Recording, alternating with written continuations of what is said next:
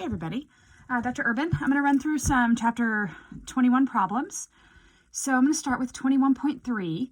So what we have is we have a 15 nanocoulomb charge. It takes 3 microjoules of work to go from point A to point B, negative 5 microjoules to go from C to B.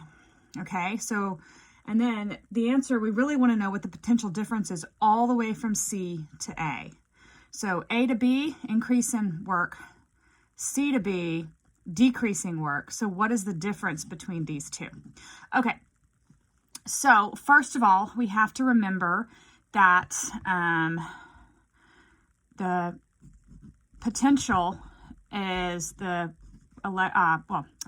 so U elect equals Q delta V. Okay, the change in electric potential energy equals whatever the charge is and the potential it's moving through. So we rearrange this to solve for delta V. So and again, remember U elect, this is going to be my joules, my charge will be in coulombs of some sort, and my potential will be in volts. Okay, so I just need to rearrange this and figure out what the potential difference is between A to B. Okay, so U elect from A to B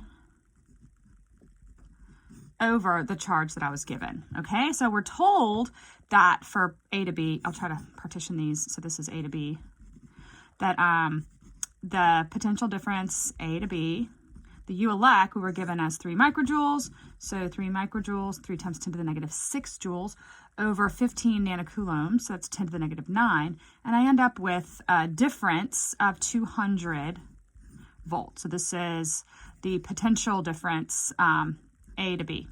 Okay, so then let's do the second part, which is dealing with from C to B. Again, we have a decrease in electric potential energy, so we set it up the same way, and we end up with I'll put it right underneath it so it just stays organized here. So potential difference from C down to B is, again, the change in electric potential energy from C to B over the charge that's moving. Again, I'm just redoing this equation and solving for delta V for each situation. Okay, so my charge is that 15 nanocoulombs. So what I have is negative 5 microjoules of energy that was needed to move this 15 nanocoulomb charge, but through what potential?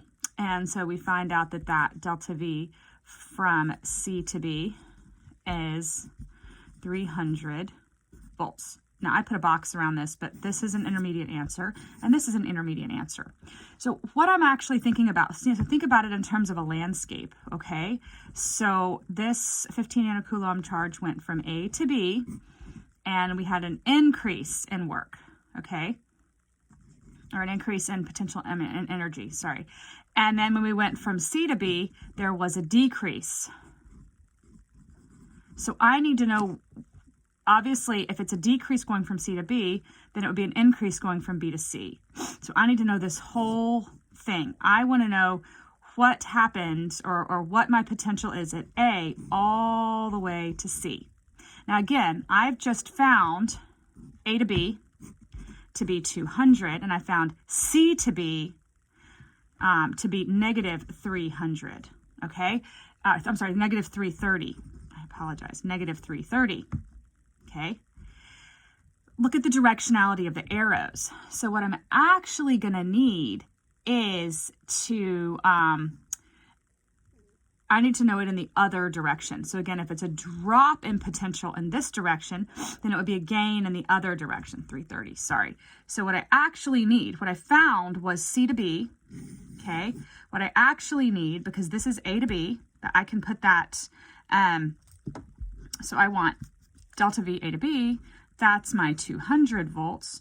And then I need B to C. I have here C to B, okay, negative 330. So therefore, B to C must be positive 330. It's a little bit, this one was tough because it takes a little bit of a stretch of you understanding what is actually happening.